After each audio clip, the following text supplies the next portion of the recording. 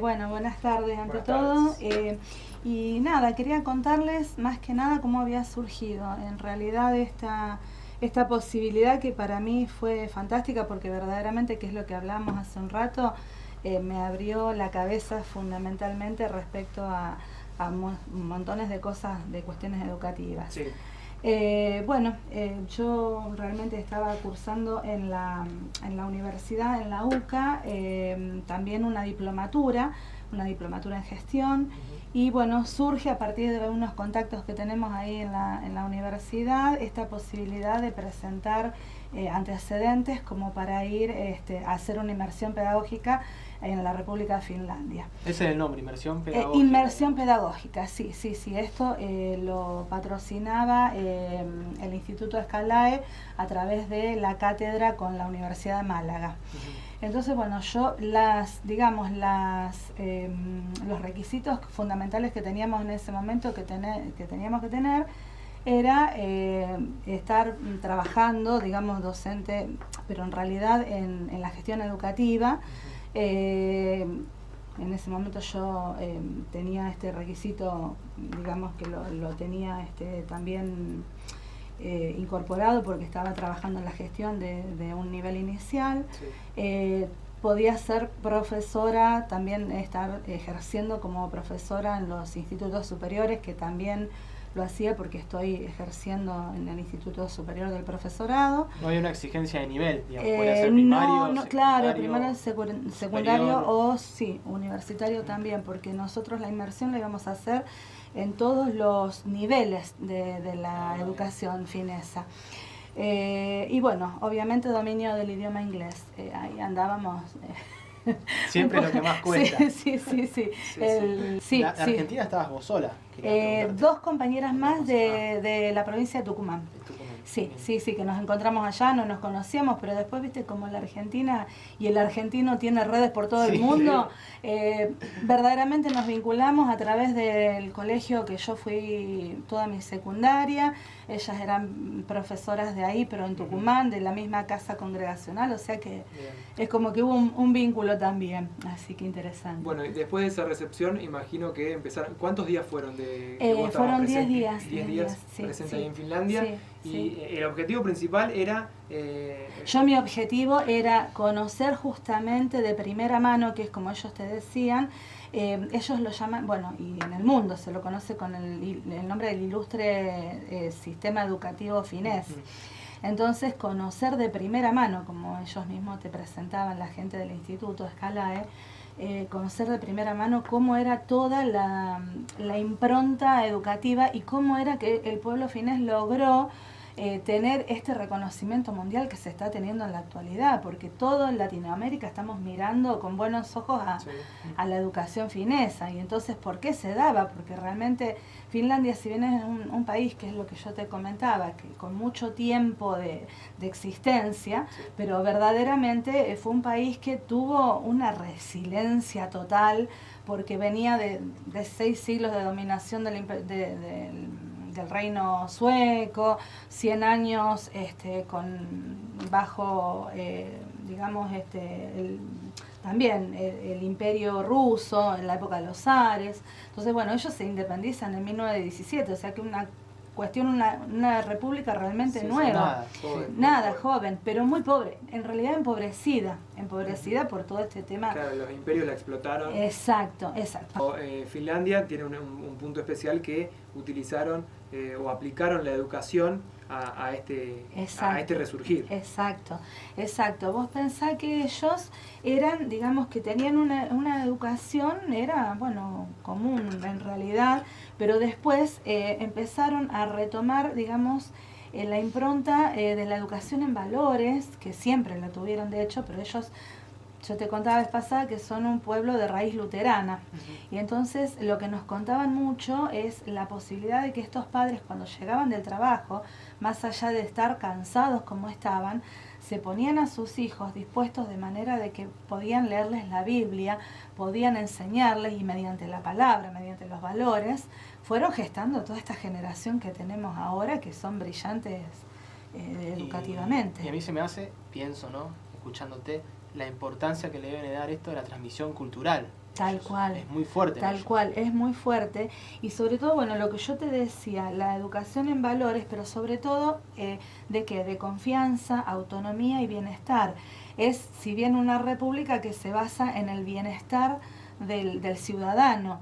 De hecho mismo, el gobierno, digamos, que es una república democrática, pero el gobierno, el parlamento, todos tienen una impronta especial y consideran al alumno, al niño, como su tesoro nacional, y ellos abarcan entonces, o sea, toman al niño desde muy pequeño, pero comienzan la educación sobre lo emocional, sobre las inteligencias múltiples, sobre una educación personalizada, el trabajo en equipo. Entonces todo esto hace que no solamente lo formen como una persona que va a ir a trabajar, digamos, al medio, sino que como lo están visualizando como una persona que va a constituir una sociedad. Sí, para que conviva. Sí. En una sociedad entonces donde se pueda convivir sin problema, que se hace eje en trabajar sobre las competencias del alumno. Y eso es verdaderamente lo que a mí me atrajo muchísimo, y el hecho de ver ahí en el campo los chicos cómo trabajaban, o sea, en función. Por ejemplo, sí, tienen obviamente las asignaturas como lengua, matemática. De hecho, ellos, digamos, toda la impronta que surge en la educación de Finlandia es a través de las competencias que se fueron ganando en las pruebas PISA y bueno, todo lo que se fue generando desde de las pruebas internacionales. Sí. Matemáticas, lenguas, ciencias, porque justamente la impronta que ellos le dan pero muy así exhaustivamente a la lectura. Las asignaturas están como, no desterradas, pero sí, no es como acá que tenemos las asignaturas como que sí, los niños tienen que aprobar con el 8, con el 7, con una calificación que en definitiva termina en algunos momentos siendo, ¿viste?, nociva para el alumno. Sí, termina frustrándolo. Sí, sí, porque de hecho que hay niños que son repitentes y todo porque no llegan. En cambio, si vos estás educando y a través de competencias, de el trabajo por inteligencias múltiples, que es lo que yo te estaba diciendo, es súper importante. Y por otro lado, ellos, por ejemplo, digamos, tienen las experiencias que vienen realizando son experiencias conjuntas, experiencias sociales. De hecho, el alumno, allá el joven, a los 17 años se independiza de sus padres y se va a vivir solo. Entonces, la escuela genera esta forma de enseñanza de vida para que ellos puedan salir a vivir, digamos, la vida normal y sobre unos ejes, obviamente, plantados sólidamente. Economía doméstica, qué sé yo, trabajar en distintos espacios y situaciones. Talleres de cocina. Sí, yo te contaba que sí, trabajamos. Yo tuve la suerte de poder vivenciar talleres de cocina en donde había chicos y chicas, o sea, no había diferenciaciones de sexo ni nada, al contrario, trabajaban y ellos ordenaban primero su lugar de trabajo, aprendían a cocinar diferentes cosas y hacían clases también de economía doméstica en la cual ellos aprendían a utilizar el dinero que les daban. Acá, por ejemplo, en las escuelas técnicas, nosotros lo que visualizamos es más el alumno varón trabajando, y porque está como socializado que el varón tiene que ir a la escuela técnica y la niña no. ¿Por qué? Y ahí es, digamos, que espacio común para todos. Ellos ven como que el alumno que no se educa es una pérdida para el Estado de $1 millón. Fíjate vos. Entonces, ¿por qué? Porque ese joven no se inserta en el espacio laboral, entonces no produce para el Estado. Y entonces yo lo veo como muy bien. Ellos, te decía antes, lo ven como el tesoro de la nación y verdaderamente fueron creciendo de este modo, visualizando al alumno. Es como nosotros decimos acá, que lo hablamos mucho, vos ves cuando vamos a diferentes congresos y demás, visualizás al alumno en existencia y en presencia, pero muchas veces estos alumnos nuestros, de nuestras escuelas de la nación argentina, quedan en el camino y estos niños no tienen después a lo mejor trabajos estables, y bueno, y vos ves cómo se potenció este país que tiene las dimensiones de la provincia de Santa Fe. La preparación del docente es muy estricta porque verdaderamente justo te dicen que la visión social del docente es muy importante porque es quien educa a todas las otras profesiones. Cuando nosotros hicimos la inmersión, el lema, digamos, de la inmersión era un dicho de Dewey que decía que si educamos a los alumnos como nos educaron ayer a nosotros, le estamos robando el futuro. Y vos fíjate que Dewey lo dijo eso, él murió en 1952, así que imagínate cuántos años hace. Sí, John Dewey. Entonces, y te decía, respecto de esto que vos preguntabas, ellos en Finlandia se considera que es muy importante en realidad el perfeccionamiento docente. No cualquiera es docente y no cualquiera puede tener a su cargo un grupo de alumnos. Una responsabilidad muy grande.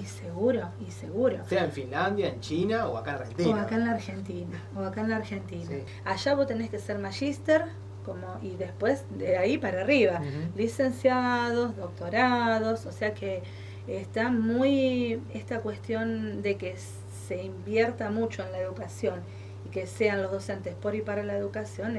Los chicos con capacidades diferentes están integrados a la escuela común, salvo en este caso que son muy profundos, entonces tienen esa necesidad de la escuela especial exclusiva para ellos. Y no hay alumnos de los niños con capacidades diferentes que no se reciban en la escuela secundaria. Entonces fíjate cómo es la modalidad de trabajo. Sí, como mencionabas vos, el trabajo igualitario en género también está con el tema de los chicos con capacidades diferentes. Sí. Conclusión, una de las conclusiones que has llegado en cuanto a la comparación y lo que se puede llegar a hacer acá en la provincia de Santa Fe, una provincia que dentro de nuestro país es considerada como una de las que mejor sistema educativo tiene y aplica, pero bueno, preguntarte por una conclusión a la que haya llegado del trabajo investigativo desde Finlandia y traspolarlo aquí en la provincia de Santa Fe. De hecho, yo te comentaba la vez pasada también que me llamó poderosamente la atención de que ellos tienen, digamos, su visión puesta en la provincia de Santa Fe. Y esto incluso, te digo, antes de que se generara esta ida de la señora ministra, ahora que fue durante este año, cuando yo estuve allá, lo que te decían, realmente sabemos que Santa Fe invierte mucho en educación, esto yo te lo comentaba.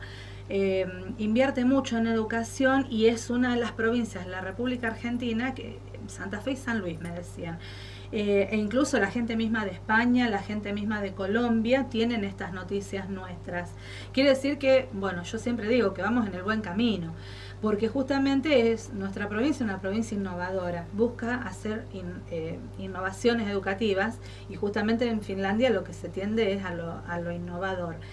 Las conclusiones que yo saco, digamos que las comparaciones son odiosas, que las hay, sí, seguramente, pero que tenemos que tender al cambio de paradigma también. Y esto es lo que yo por ahí a veces charlo en las disertaciones, es que si podemos hacer un cambio de paradigma en donde la innovación sea el eje, pero lo que pasa es que tenemos la necesidad de tener docentes que se perfeccionen continuamente y docentes que amen a la profesión. Pero lo que pasa es que vos podés amar la profesión, pero si vos no te perfeccionás, esto es una cuestión que va de la mano continuamente.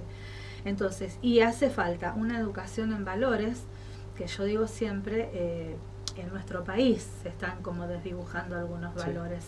Entonces, si vos no tenés educación en valores, no podés hacer mucho.